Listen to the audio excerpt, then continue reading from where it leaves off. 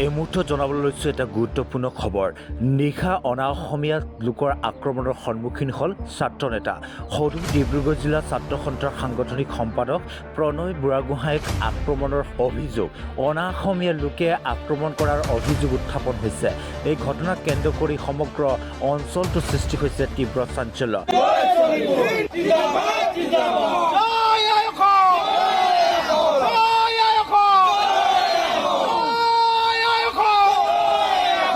নিশা টিংখাঙৰ বামুণবাৰীত সংঘটিত হৈছে এই ঘটনা। অনা অসমীয়া লোকে তেওঁক ঘৰৰ পৰা উঠাই আনি পৰিয়ালৰ সন্মুখতেই আক্ৰমণ কৰি হত্যাৰ চেষ্টা চলোৱাৰ অভিযোগ উত্থাপন হৈছে। এই ঘটনাক কেন্দ্ৰ কৰি সমগ্ৰ টিংখাঙতে আজি বন্ধ ঘোষণা কৰা হৈছে। আজি পুৱাৰ প্ৰায় 5 বজাৰ পৰা এই বন্ধ ঘোষণা কৰা হৈছে।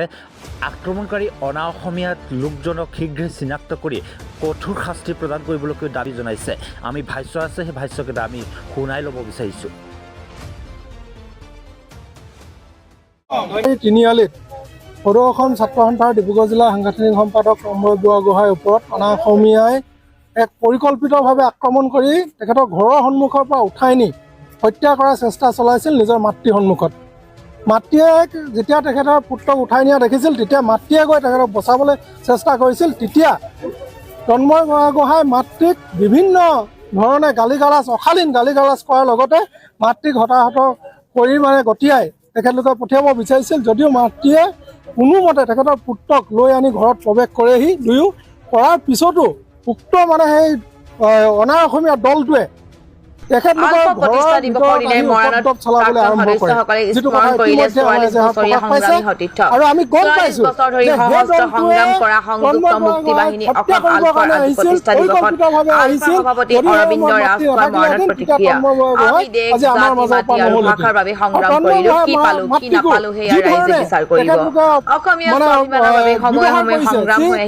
ব্যৱহাৰ কৰিছে, শালীনতা হানি কৰিছে। প্ৰথম কথা হ'ল এতিয়া আমাৰ স্পষ্ট কথা যে যিকেইজন কালপিতে যি অনা অসমীয়াৰ ওপৰত আক্ৰমণ কৰিছে, তেওঁলোকৰ যি এজেহাৰ দিয়া হৈছে, সেই এজেহাৰ ভিত্তিত যদি আজি গ্ৰেপ্তাৰ নহয়,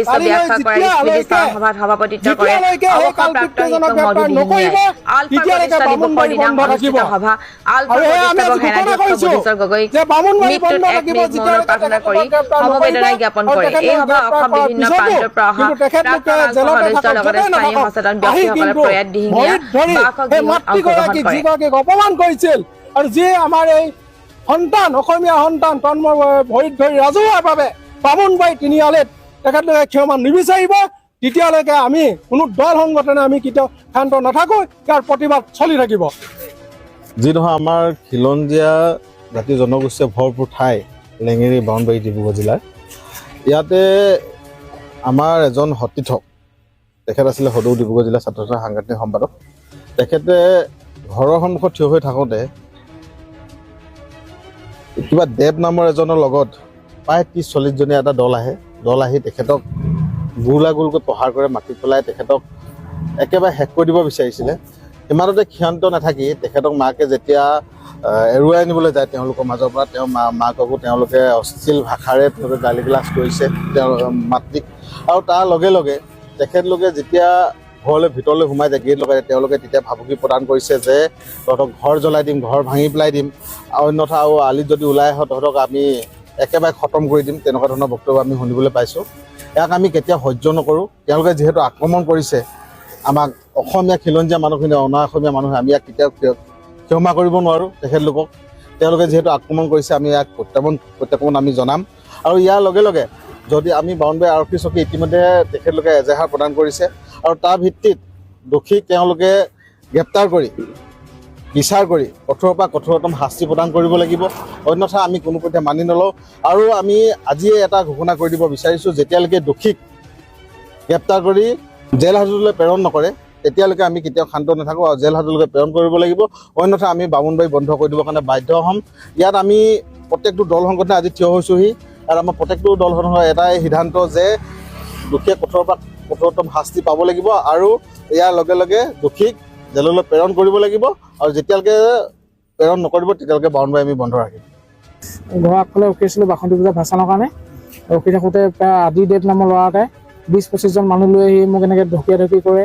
তাৰপিছত ঢকিয়াঢকি কৰাৰ পিছত মোক এডোখৰলৈকে টানি লৈ যায়, ডিঙিত ধৰিছে, বুকুৱে চুকুৱে গোটেই মাৰিছে, টানি ধৰি কিনে মানে হত্যাৰ চেষ্টা কৰিছিলে মোক। তাৰপিছত মা গৈ কিনে ঘৰৰ পৰা প্ৰায় 5 কিলোমিটাৰ দূৰত মায়ে গৈ কিনে মোক যেনে তেনে ঘৰলৈ লৈ আহে। ঘৰলৈ লৈ অহাৰ পিছত সিহঁতি আকৌ ঘৰলৈকে আহে, ঘৰত গোটেই গেট চেট ভাঙি দিওঁ কৰিছিলে। তাৰপিছত তাৰপিছত মায়ে গেটখন তলা মাৰি দিলে। সেনেকুৱা অৱস্থাতে মোৰ গোটেই সতীৰ্থখিনি গৈ তাত উপস্থিত হয়। কিহৰ কাৰণে মই গম নাপাওঁ। ঘৰৰ বাউণ্ডেৰীৰ ভিতৰত সোমাই সেইটো ওলা তোক মাৰিম মই এনেকৈ কৈছে গোটেই। নাম এটা জানো আদিদেৱ বুলি কয়। কিবা আগত কিবা দুশ্মন আছে আগৰ একো নাই। সদৌ ডিব্ৰুগড় জিলা ছাত্ৰ সন্থাৰ সাংগঠনিক সম্পাদক তন্ময় বৰগোহাঁই বাসগৃহত কেইজনমান অনা অসমীয়া ব্যক্তিৰ নেতৃত্বত প্ৰায় 20-25জনীয়া দলে তেখেতক ঘৰৰ সন্মুখৰ পৰা টানি চোচৰাই বগৰাই লৈ তেখেতক হত্যাৰ চেষ্টা চলাইছিলে। আৰু লগে লগে তেখেতক উক্ত স্থানৰ পৰা তেখেতৰ মাতৃয়ে হতাহতি কৰি তেখেতৰ বাসগৃহলৈ লৈ আহে। আৰু লৈ অহাৰ ফলতো এদল প্ৰায় 20-25জনীয়া এটা অনা অসমীয়া ব্যক্তিৰ দলে তেখেতৰ বাসগৃহত আহি অত্যাচাৰ কৰিছে। বিভিন্ন গেট ইত্যাদি লণ্ড ভণ্ড কৰাৰ চেষ্টা কৰিছে। তেখেতৰ মাতৃক অশ্লীল অসভ্য গালি গালাজ কৰিছে আৰু বাটে ঘাটে লগ পালে তেখেতসকলে পানে মৰা ভাবুকি প্ৰদান কৰিছে। আৰু এই ক্ষেত্ৰত আমি আঞ্চলিক ছাত্ৰ সন্থাৰ মোৰ হততে কেইজনমান ব্যক্তি পোনপ্ৰথমতে আমি 6জনমান সতীৰ্থ আমি গৈ উক্ত ঘটনাটোত উক্ত ব্যক্তিসকলৰ বাসগৃহলৈ আমি গৈছিলোঁ যে কি কাৰণত এনে ঘটনা সংঘটিত হ'ল সেই বিষয়ে অৱগত হ'বলৈ যাওঁতে তেখেতসকলে প্ৰথমতে আমাৰলৈও তেখেতসকলে চোচা লৈছে। গতিকে খিলঞ্জীয়া মানুহৰ ঘৰত গৈ ছাত্ৰ সন্থাৰ সতীৰ্থ বাসগৃহত গৈ আক্ৰমণ কৰিব, ভয় ভাবুকি প্ৰদান কৰিব, এই কথা আমি মানি নলওঁ। অহা কাইলৈ আৰু আজিয়েই তেখেতসকলক আমি শ্বহীদ বেদীৰ এই প্ৰাংগণলৈ আমি আমন্ত্ৰণ কৰিছোঁ আৰু সদৰলৈ আহি বামুণবাৰী তিনিআলি সদৰলৈ আহি তেখেতসকলে আমাৰ সন্মুখত ছাত্ৰ সন্থাৰ সতীৰ্থগৰাকীক হত্যাৰ চেষ্টা চলোৱা, মাতৃগৰাকীক অসভ্য গালি গালাজ কৰি অপমান কৰা হেতুকে আমি তেখেতসকলক ইয়ালৈ আমন্ত্ৰণ জনাইছোঁ আৰু তেখেতসকলে আহিব লাগিব আৰু ইয়াত আমাৰ সন্মুখত তেখেতসকলে ক্ষমা খুজিব লাগিব। আৰু যেতিয়ালৈকে ক্ষমা নোখোজে এই কথা আমি কিন্তু সহ্য নকৰিম। অহা কাইলৈ আমি বামুণবাৰী সদৰত আমি তীব্ৰ প্ৰতিবাদ সাব্যস্ত কৰিম আৰু ইয়াৰ বিৰোধিতা কৰিম।